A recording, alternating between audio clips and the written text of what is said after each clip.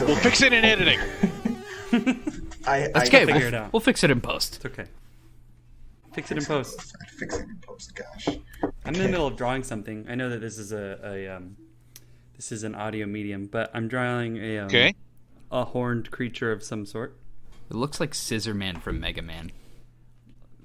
How dare you even say those words in front of my face?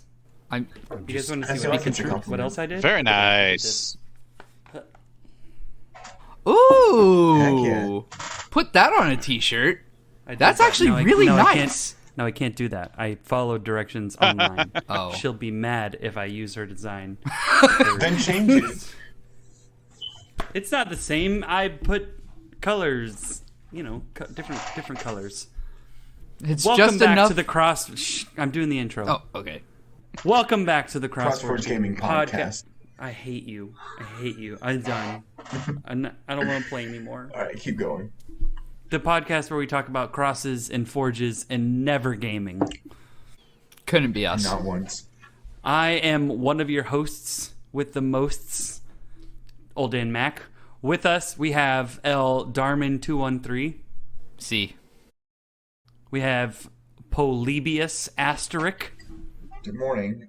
Diet Dr. Pepper does not taste like Dr. Pepper whatsoever. That is a fact. And joining us for the first time, we have a very Second. special guest. Definitely the second.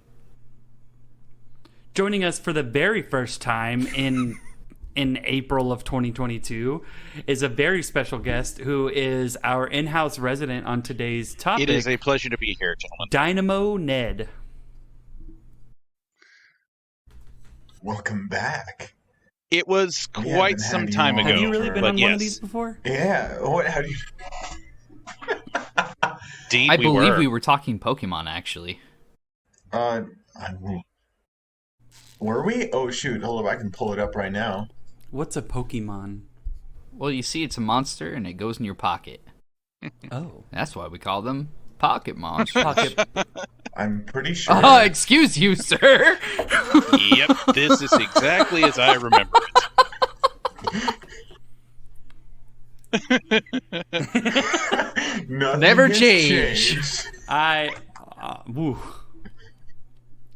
Did I miss Anyway, something? what are we talking about today, Darman? So I had a happening at my house where some people came into the house and brought a piece of gaming equipment with them, and it was absolutely debilitating watching something that is basically a Flash animation demo being sold for $60 on the Nintendo Switch. There is a game being sold at GameStop called Chicken Range, and it comes... Range or ranch? I love Chicken Run. I believe it's Chicken Range. I actually have a link for it here, but it's the most garbage Wonderful time. and dog water thing. But I noticed it had this little like blaster accessory, so you could put your Joy-Cons in like the old Wii Zapper Wiimote. or yeah. And so they got me. They reminded me that we have not talked about our favorite and least favorite peripherals. But just as a PSA, this is not an actual game. We're going to put it in the description, but this is not an actual game. I still... What? I'm telling you, if you What find... do you mean it's not actually a game? I mean it is not actually a game. It is not functional in any way, shape, or form. It was hysterical because... You So it could is a not game. aim. You can't aim. That You sounds cannot like a you play the problem, game my as guy. intended. It's still a game. It's just not a good game. It is... Look at this. Frequently bought together. This item, Chicken Range Bundle, Nintendo Switch by GS2 Games. Game controller compatible with Switch shooting games Wolfenstein 2, The New Colossus, Big Buck, Hunter Arcade, blah, blah, blah, blah. Real fishing Now that's something I never thought I'd hear in the same sentence. with Fishing Star World Tour for Nintendo Switch. So this is really just for all the rednecks out there that want to shoot things. Wait, You know, so I can play. any- I'm sorry. I can play both Wolfenstein Don't apologize. and Big Hunt. All I have to say is this chicken range Big thing Buck. Big buck. is very much giving That's definitely me different. Alien Hominid 2010 vibes. I have no idea what that is, but Alien hominid? Hold on. my sister-in-law got this game, and because she works at GameStop, it's a whole thing, and she brought it over with her friends, and we were gonna play it on our Switch because we had more living room space. We're like, okay, and the thing just does not work. You point at the right corner, and you're gonna be pointing at the lower left corner. Like, there was no way to change the calibration. The motion sensor did not work, and we were jokingly saying, oh, you would probably aim better if you pointed away from the TV and, shoot at the back of the house. Turns out that actually worked. Man, running like the Zappinator over there or something. Did you have the sensor bar above your TV or below? You know what? We had the sensor bar that doesn't exist with the Switch. That's the one. Yep, that's the one. Doesn't we make had. any sense. Exactly. No. It doesn't have a You gotta sensor bar. You gotta Maybe set you it had to the- above the TV. This is actually a good question. Okay. Maybe Ned knows the answer. Just gonna use all your knowledge. What exactly did the Wii do when you said that you put the sensor above or below the TV? Without going into I love it. without going into a He lot crosses his of hands. technical detail, the Wii Godfather-like. worked based on IR tracking, like a lot of those peripherals from the mid 2000s did. And because they relied on IR tracking, it had to know where the sensors were to properly triangulate with the controller. Basically, the reason you had to tell it whether you were putting it above or below the TV was so that it knew which trig functions to use to figure out where the Wii remote was in space relative to where the sensor bar was. Because the Wii sensor bar, it had two sensors on each end, right? And the whole point of that is to form a triangle so that it can, Right. basically do trig functions to figure out where is the Wiimote relative to the sensor bar. That's how it was able to detect motion. Wow. Which makes sense. That's I really guess if cool. You could think if I thought about it a bit harder, I'd be like, oh, yeah. It does make sense. So this leads into the actual category, the actual podcast topic, as it were. What are some of your guys' favorite and least favorite peripherals? I feel like least favorite could go with any of the plastic nuggets that Nintendo has come out with since the 80s. I mean, you're not My incorrect. least favorite peripheral is Polybius's left-handed mouse. Sounds like a massive hope there, Dan Mac. You're just jealous because I'm good with it. It doesn't make any sense. It made me sense. It made me 50 cents. Imagine having to change the controls for literally any game that you ever play. I do that with every game I've ever played. Yeah. I mean, Imagine not having to. Talk about being basic. Don't take his side, Darman. Have you ever remapped WASD? yes. Get bent. Literally. Because sometimes you actually Yes. unironically want to play ESDF. Although, That's fair. Actually, That's really fair. A lot of your MMO players will play ESDF or have Bunch of weirdos. alternative peripherals, like actual gamepads. Okay, but you. Sorry, don't- hang on. Let's. Ned No, has I want input. to. I want to insult you first. Oh, what? Your opinion doesn't matter because you're a MOBA. So Shoot, you're right. I just pressed. you're really on the Q. no, I had a friend of mine who was big into Counter-Strike in the late 2000s. His preferred control scheme was SZXC SZXC. But how does your because it put him closer and in line with shift and control for crouch and run. everybody is now That's a pro reaching for move. their keyboard to do this? Yeah, That's I a am. pro I'm like move. this. It feels weird. For Counter-Strike, But yes. space- I guess that was for Counter Strike. It's Is there jumping in Counter Strike? There is. See, Okay. I just feel like if you're on ZSXC, you're curling your palm a lot. Your thumb is so close to the space bar. Well, that's the thing. I don't know. If you're on SCXC, the whole point of that control scheme for him was that it put his pinky on shift and control, and it allowed him to jump. Sure. While also being able to press the keys for left and right. It basically let him bunny hop. Okay. Did he have baby hands? Or severe hand, wrist issues? That feels like super close together. All I can imagine is his entire hand with fingers out being like the size of my palm, and that would work.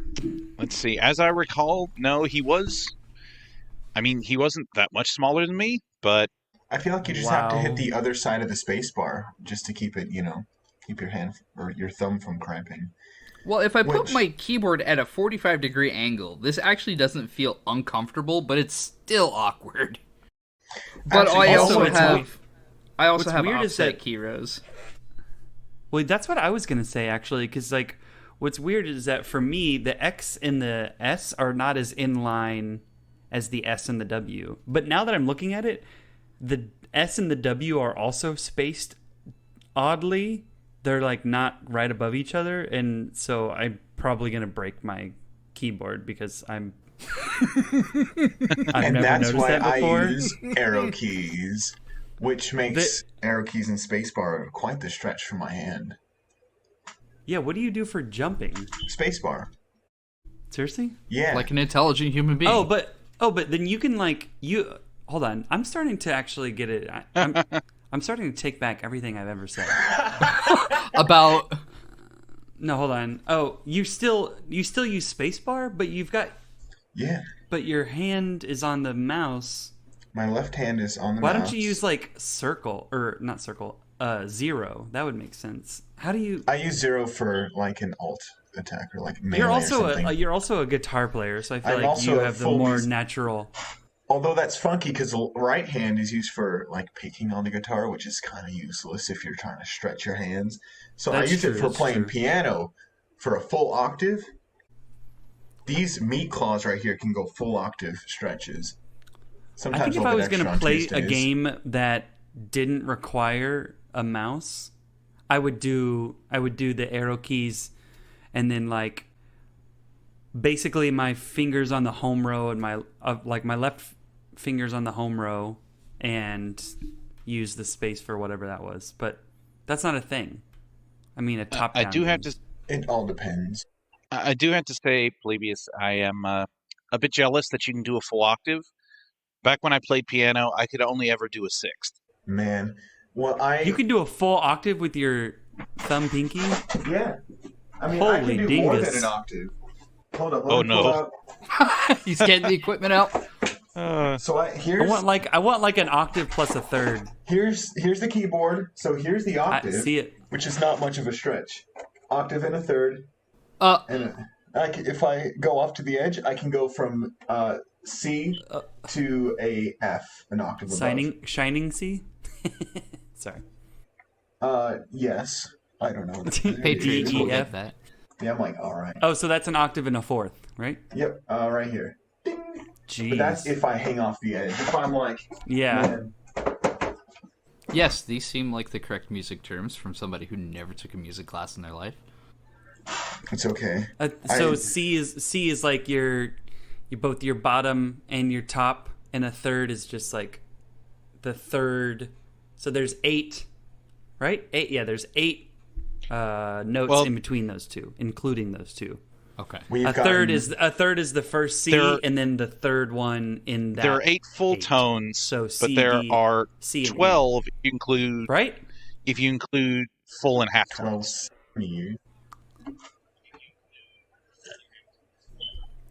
Now is that 12 including? I mean, does that include the redundant No, ones? because the half tones C# like that, and D flat? even though they have 2 different names, they're the same tone.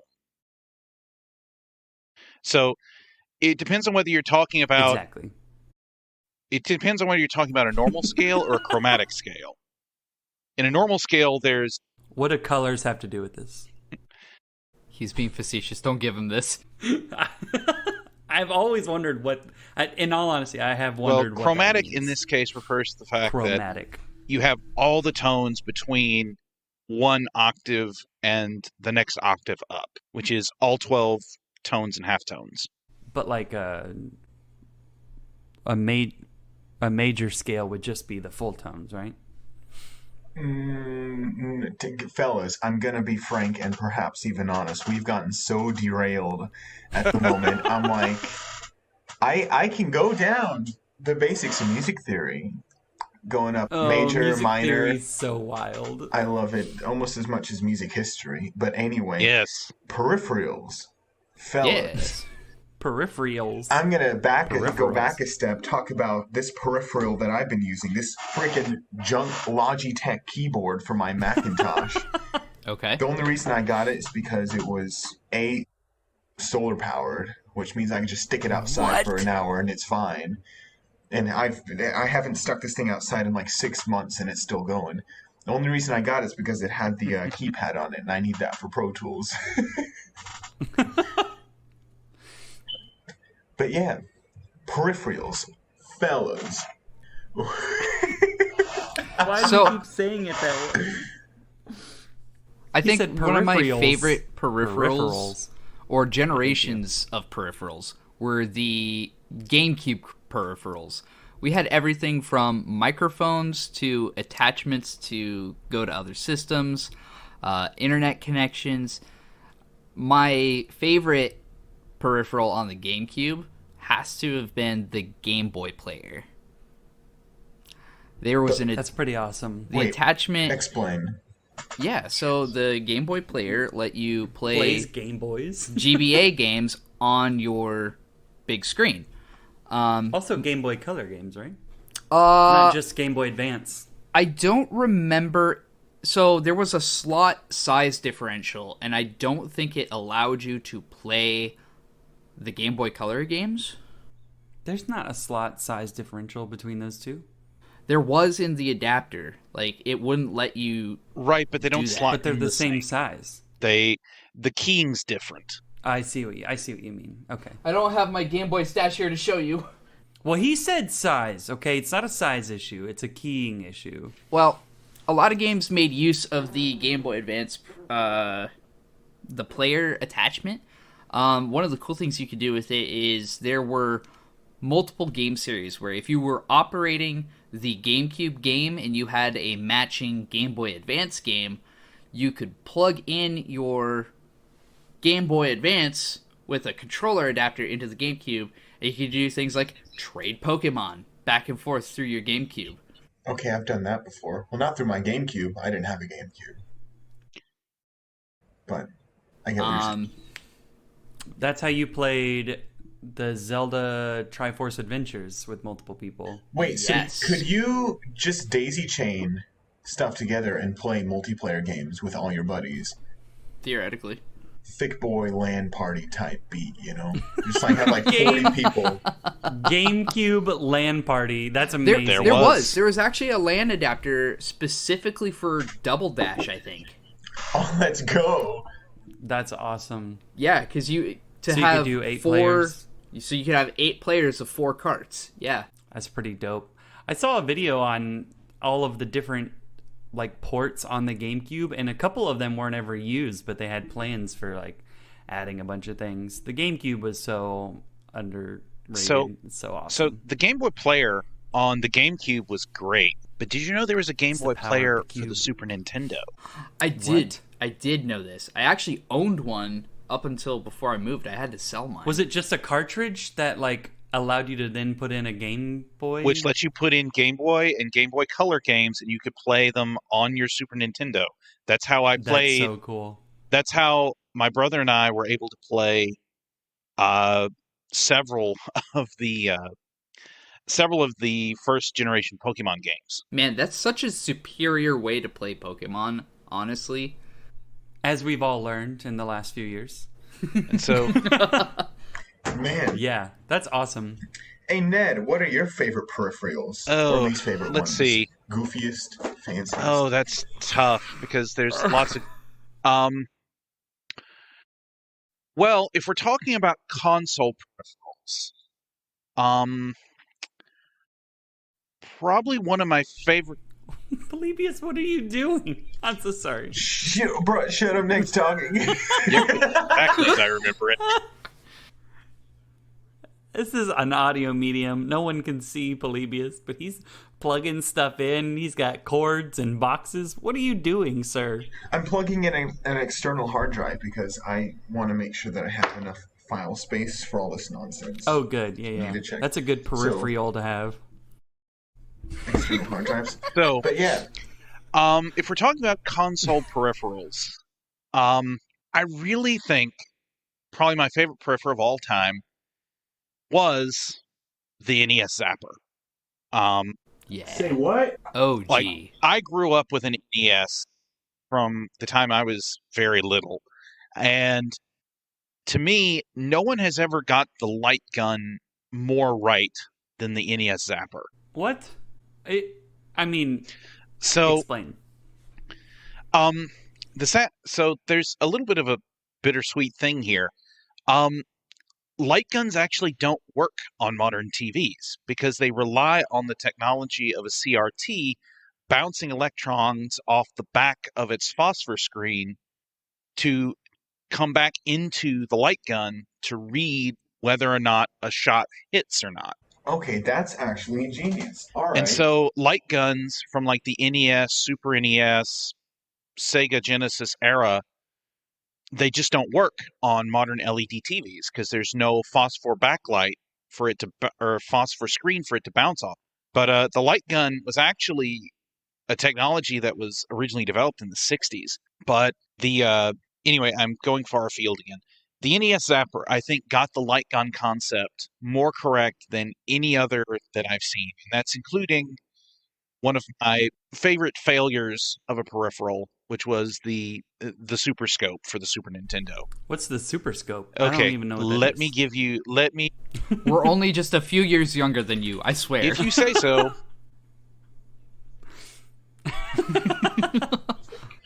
Kids these days don't Okay. know my peripherals So, here is a link along with an image for you all. Ooh, I love both links and images. Donde está? We will put all these in the description. So that's down linked below. to the Super Scope. Will we? I will. I don't know about you. So the Super Scope was a peripheral for okay. Nintendo. Holy dingus. And that's a blaster. Someone 3D printed the Super Smash Bros. Gun. Sorry. Someone get these kids off my lawn. Cringe. It's like the kid, have you seen online, there was a kid who found a floppy disk and was like, sweet, someone 3D printed the save icon. It hurts my soul. Oh, speaking of wacky amazing. peripherals, Ned is Hang on. Okay. Let Ned finish about the Super Sounds Scope, good. otherwise Remind me we'll about never the get done. Floppy disk, though. I got a story. So the Super Scope, Yes, sir. same scanning tech that Zapper did.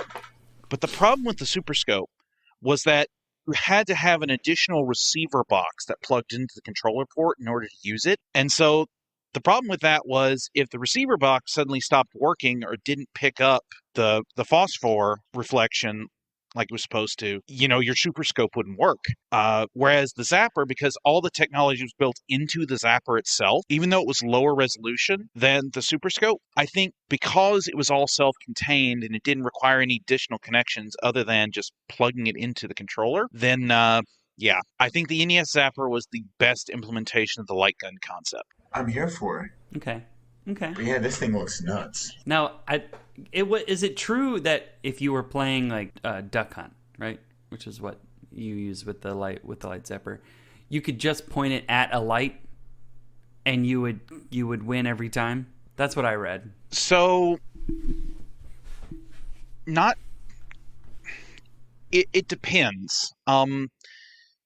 If you're just pointing it at a light, it may not work. Because the way the Zapper was designed to scan is it used the scanning tech for the CRT.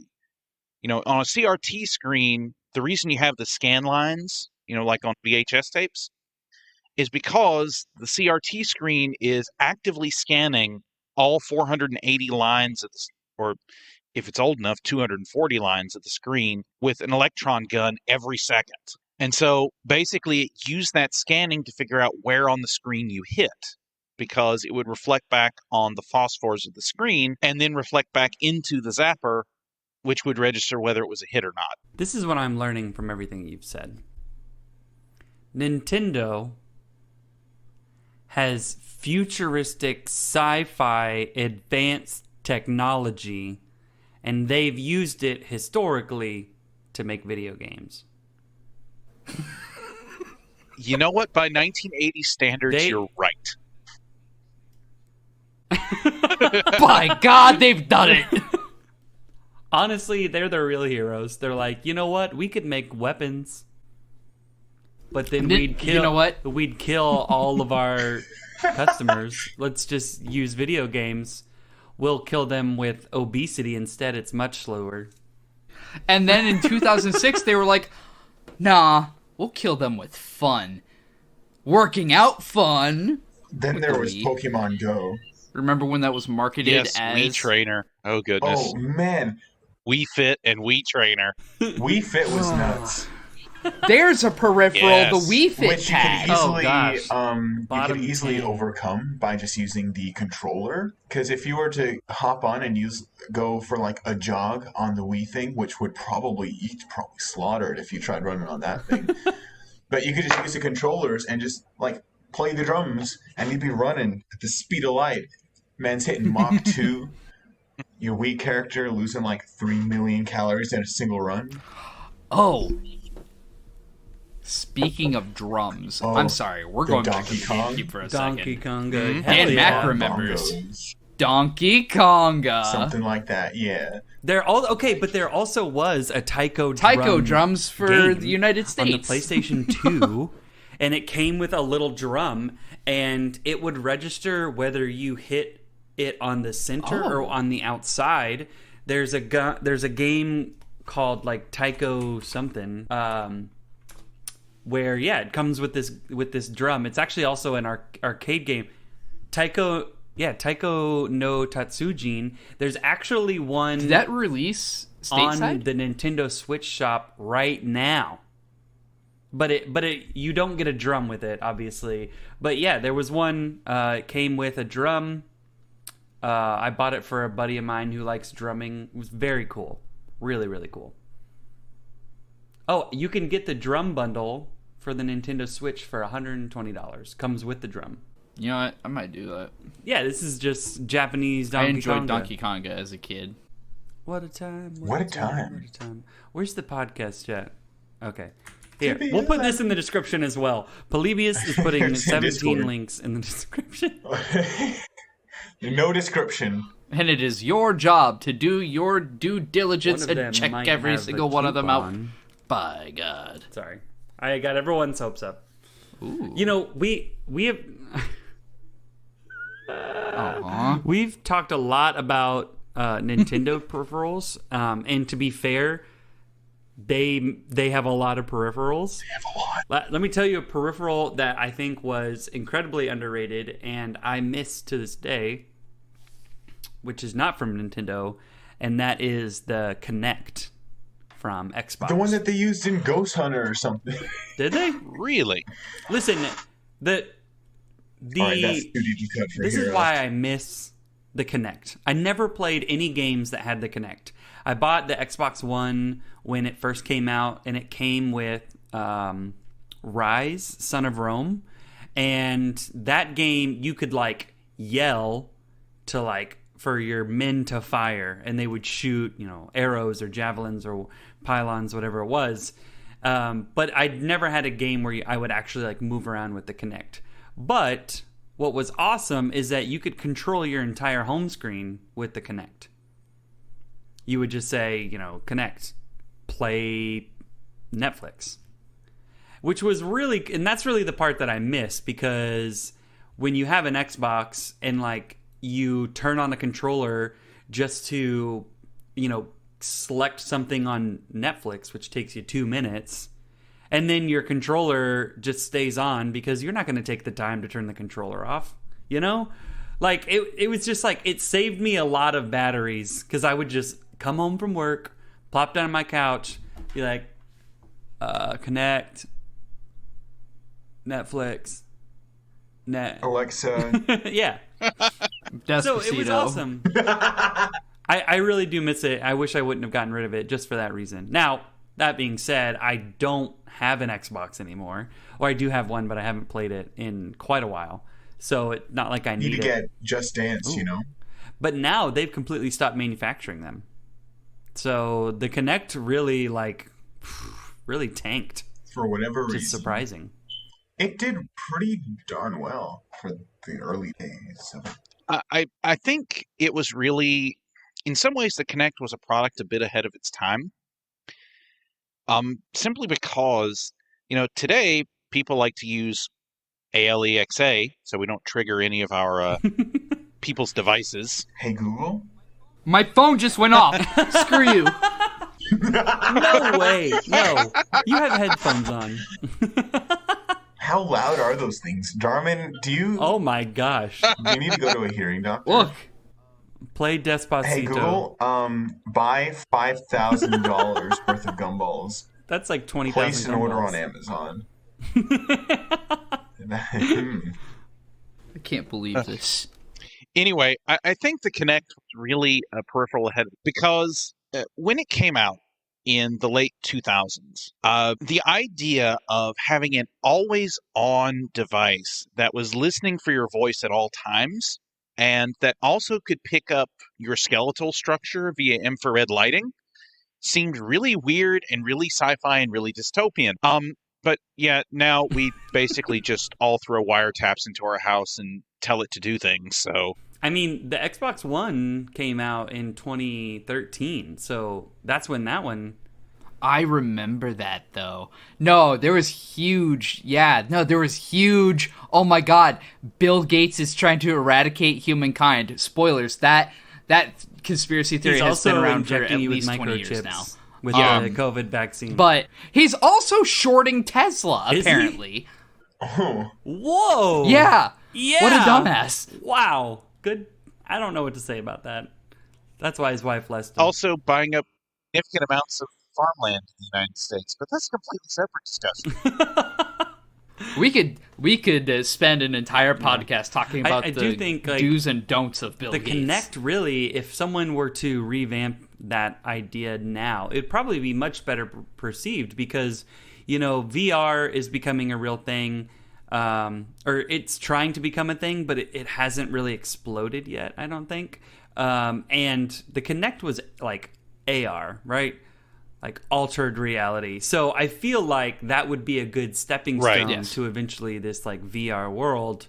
So maybe it would be more successful now. But I really think where Microsoft messed up was in making the Kinect mandatory with the original Xbox One.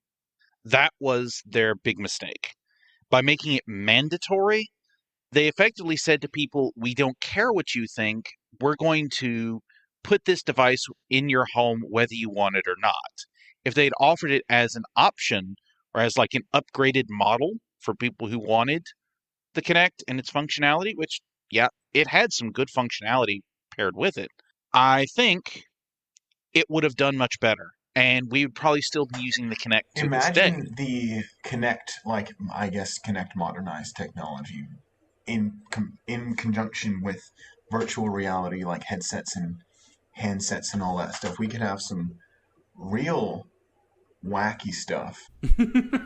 Kinect, enable my aimbot, please. I think you have a good point, Ned, because very shortly after the Xbox One was released, they started releasing the same console without the Kinect for $100 cheaper. So even that, obviously that increased the price by $100 just having the Kinect, which again is something that people didn't always want. So that was certainly a point of contention as well.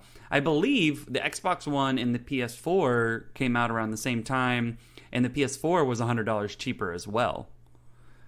It was $400 versus the Xbox One with the Kinect was $500. So that certainly was not good for them either. Right. I really think Microsoft, whether intentionally or not, just kind of misread the market with the Xbox One's marketing. Like the functionality you were talking about, where you could say, "Hey, Connect, play Netflix," was great. That whole the whole marketing around the Xbox One being the one device to be your multimedia center, that was good thinking. The problem was that when you try to market a gaming device as a multimedia center to broaden its appeal, that's not going to work with an audience that is extremely gaming focused. And then throwing in the Kinect, which costs an extra $100 on top of that, with the additional fact that in 2013, when the Xbox One launches, Microsoft isn't exactly for having valuable exclusives aside from Halo. Still aren't. That's a good point. Still are not. Never have been, honestly. But that's a separate topic. No, I take that back. I mean, they had Halo and Gears of War. I guess I didn't realize that Gears of War was Gears of War? Huh. Yeah, Gears of War was originally Gears of War was originally a Microsoft exclusive. So, well, they're probably going to pull it's going to be exclusive for 6 months. Garbage, but yeah, it's working for Epic Games. I'm still mad, Gearbox, if you ever listen. What? Oh, F you, Randy Pitchford. Sir, you're married. I'm still waiting on Tiny Tina's Wonderland on Steam. Because they've got it like in their back pocket. Like, if it doesn't do well enough on Epic Games platform, we'll put it on Steam. Because people like you, who really want it on Steam but are less patient, they're just going to Epic Games. I know, and it kind of upsets me, but I don't blame them. They're only just part of the entire problem. Raising my hand, teacher. This is an audio medium. I have a peripheral. Right ahead. I said it verbally. So, I was in lecture recently, and my teacher made a reference to a peripheral, also by a big company that people every time he says talk about stealing data. You wouldn't steal a car. I would, if I could. Anyway, but my teacher made a reference to the Google Glass. Oh, man. Yes. Which was the Google Glasses that you could be like, Google, take a picture. And it would take a picture out of like a little dingus on your forehead. I wanted those. And they looked surprisingly decent. Yeah. But they were still like the goofiest thing at the time. I watched a video with Tobuscus using them. I'm like, bro, that's real? What is this? Star Trek? Oh my god! I met an alpha developer who was using them. Like I was working in Kansas City at a community college, and there was a guy who comes up and he goes, can you point me to the administration office? And I said, yeah, it's going to be. Wait a second, is that Google Glass? And he goes, you tell me where I need to go. I'll show you the Google Glass afterwards. I said, yeah, it's going to be right up there. Google Glass, please. Yeah. Can I just It was so cool. He had an app on his phone, and he was basically like, yeah, what you're seeing on this app, I can see in this little, like, cube of glass. He was like, it's the same as standing 10 feet away from a 32-inch TV screen. And I was like, that's amazing. Whoa. I mean, that's pretty cool.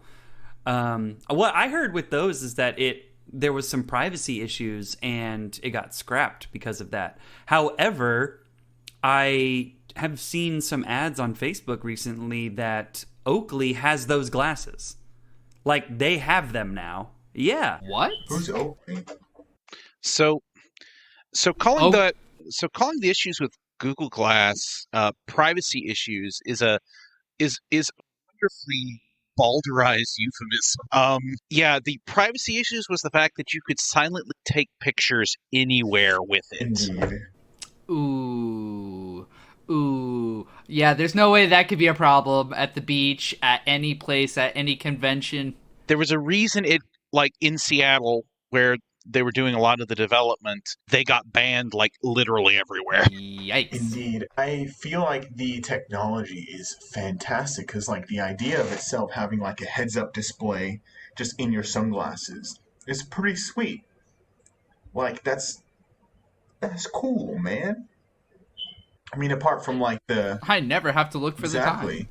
No more looking at the watch. You just like, hey Google, what day is it? Who needs to remember? Okay, so I was wrong. Anymore, it's not Oakley. It was Ray-Bans, and you can literally buy them right now. for $330. I posted the link. Uh, You can also take pictures silently, hands-free. Take photos and videos hands-free and stay immersed in the moment. Hey, Ray-Ban Google Glass, call Obama for me. I think it also... Oh, they also have bone conduction, I believe. Oh, that's... Oh, okay, I do like that. Yeah, so you can hear... kind of. It's going to sound strange because it's coming through your bones. It is pretty cool, though. But still sweet. And the fact that all that can be bought for $500. Sorry, $330. Speaking of hearing things through your bone, don't look up microwave auditory effect. Oh yeah, that's what a horrible that's thing a to fun tell time. me. Microphone auditory effect? Microwave auditory. Microwave. No, the microwave auditory effect. It's wild. I love auditory sciences. Yeah. Anybody else got any other wacky peripherals? Did Microsoft ever come out with any others except for the Kinect? So there were. They had a lot of ancillary peripherals for the Kinect, for like the Kinect Sports and Kinect Adventure and all of those. But no, I have to say Microsoft kind of got things right with their peripherals with the Xbox 360 and then its evolution into the Xbox One controller. And basically everything's been an iteration since then for their controllers.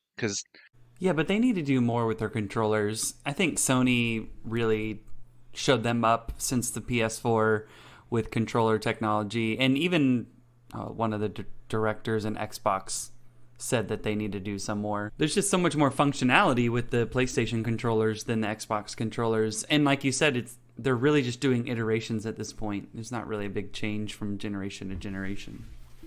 At the same time, though, I think it's important to not fix something that isn't broke. They wouldn't be fixing anything. Different the only thing like... that matters right now with the Xbox controller is the way that it feels.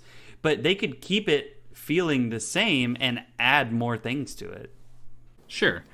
I'm just curious to see what's going to happen with PS5 controllers when the adaptive motors go out. Yeah. Like, I just don't think that having something beyond a basic rumble pack and smaller motors for the small vibrations, right? Like, adaptive rumble feature, I think is really cool. But the adaptive motors and, like, the triggers and everything, they just don't...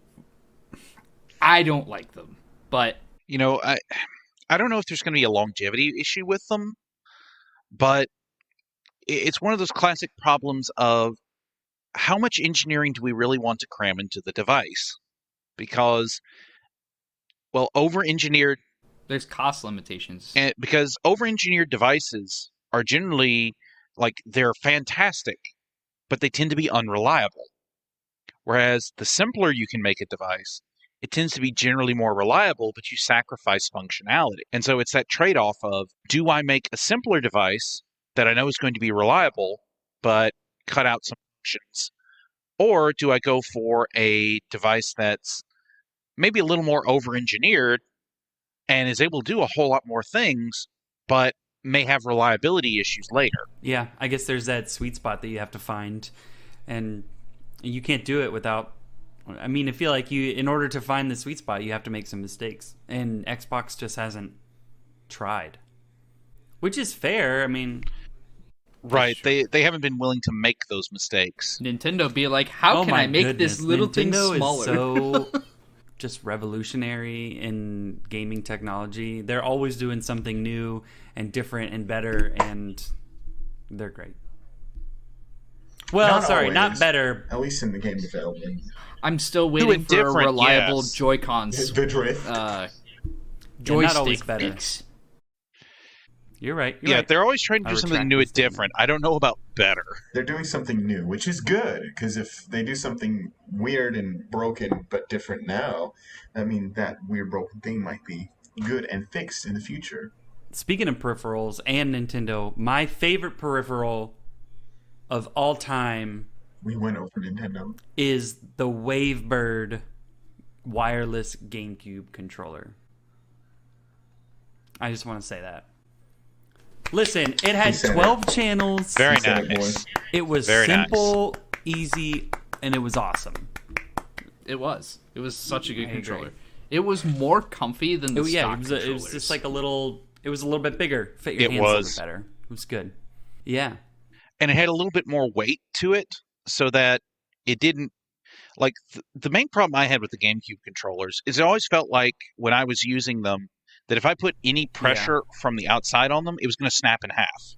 Yeah, because the GameCubes really had that bridge that kind of went between each side, right? Like the stock GameCube controller. I see what you mean. Because, if I'm sitting there and I'm playing, if I'm playing Mario Kart or Metroid Prime and I'm having to make lots of sudden movements with the joysticks, I'm putting twisting force on the controller, and I'm always afraid I'm going to snap it in half.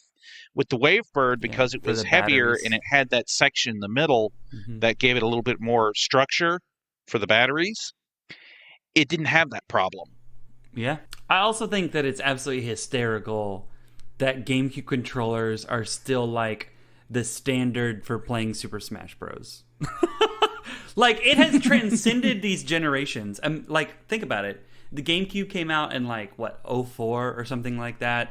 We've had the Wii, the Wii U, and now the Switch. The Switch, like the new Switch or Switch Pro, whatever it's called. If you want to consider that. But, like, think of all those generations that it's gapped. And still, people are like, we're going to make GameCube controllers that adapt to the Switch because that's just the best way to play. Like, that's amazing. Really cool.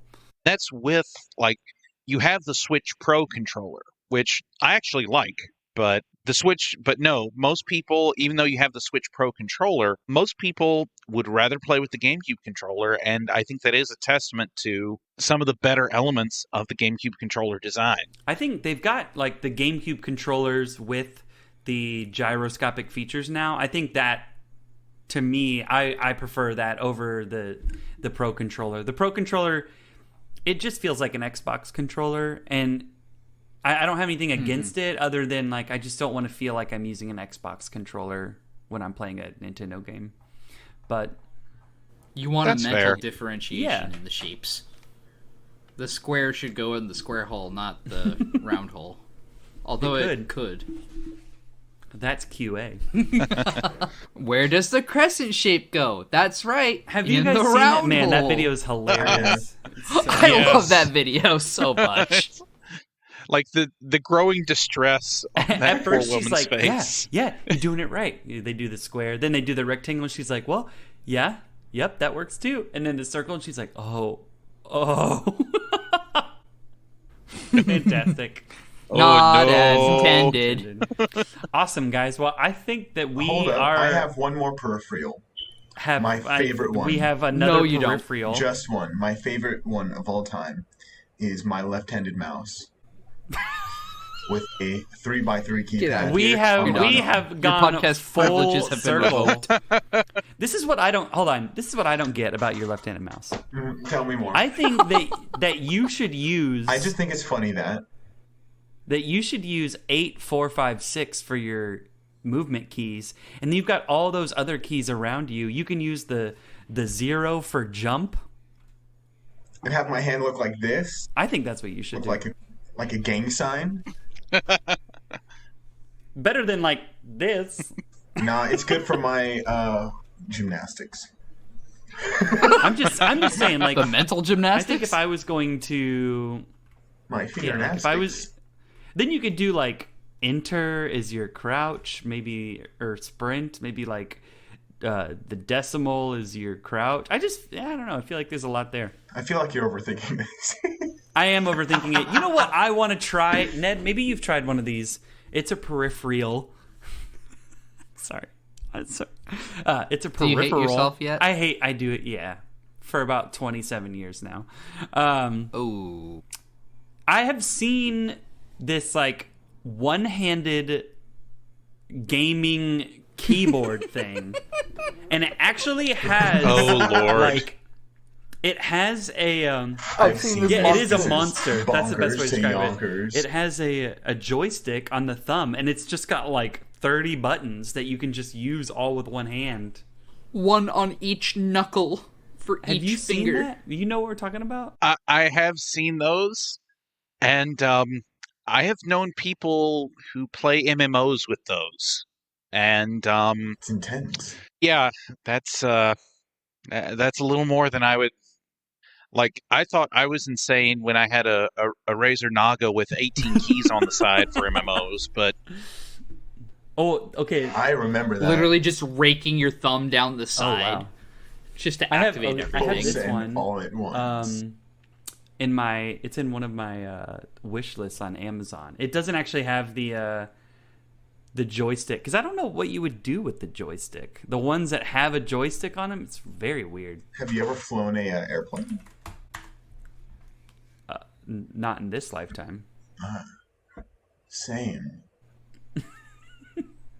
Wait, no, I have. All right, well, we're going to pass it off to anybody who ventures this deep into the podcast hole. Send us your favorite peripheral at crossforgegaming@gmail.com or on Twitter or We have no. We have a new mail address for the CrossForge Gaming. Remember? Oh my god. Becky, look at that butt. It is podcast@crossforgegaming.com. Oh. indeed. Level up. Did we really level up, though? Real question. Yeah, man. Thank you. Yeah. I mean, We're having off your of the own Gmail. email Yeah. domain, having your own email domain is a big level up. It's one more step towards professionalism. Hey, speaking of which, hey Joda, what are we gonna get the? What do we get those Get what? files? Those vows? The files. Your vows? Oh, the files. Bro, you're already married. Oh, I can't believe this. So send us an email at podcast@crossforgegaming.com, And join. Feel free. or you can submit it via Twitter, Facebook group. Or Discord. Or if you're watching this on YouTube, just leave it in the comments. Oh. We will find you. Do and we we will put these answer on- you. Eventually. YouTube? I think so. Yeah, there's a button now. There's a button now that lets us auto export to YouTube. It's pretty great. Wow. Indeed. A grand old time, I dare say. Well, folks, we've made it past an hour. Do you think it's Have it? we? Yeah. Whoops. That's all good. Are we have done? Yeah. I can say all the And- cuss words now. No, not yet. Hold on.